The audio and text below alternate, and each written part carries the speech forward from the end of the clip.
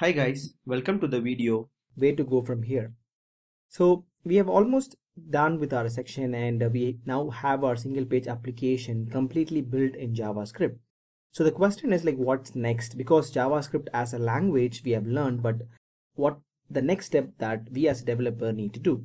So let's get just a fair bit of idea of what should be doing next. Now we have a very simple SPA application that we built in JavaScript, and yeah, it's literally using JavaScript, right?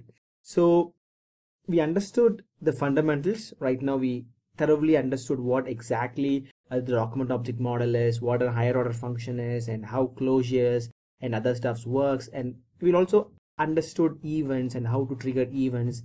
And finally we built a very simple SPA application to just make sure that things can be built with just JavaScript only. That's essentially the idea of this whole course. So the question is like, what's next, right? So using libraries. So what about libraries like, Angular and React? Before you choose libraries, we need to like ask ourselves, for example, do you want your project to be in jQuery? If you're seeing this particular video in 2018, you might be thinking, is it jQuery really alive? Yes, it is. The answer is whether to use jQuery or not. The answer is maybe. It actually depends upon your project and the use case. So choose the library based upon your use case. Well, what about Angular? Again, the answer would be maybe. Again, if it fits your project use case, then it's well and good to use Angular.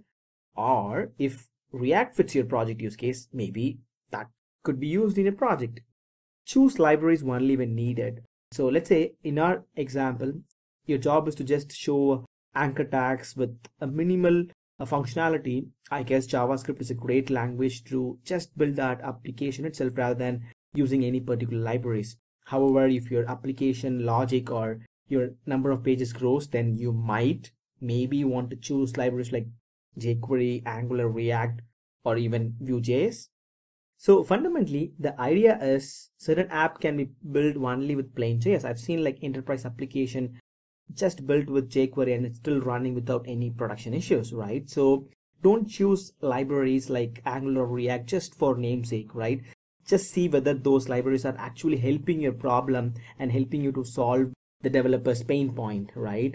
So that's really important. And always remember that learning a new framework or Vue library is always time consuming. If you know JavaScript very well, it's really good to just use JavaScript and go ahead with building an application. We will be discussing about Angular and React.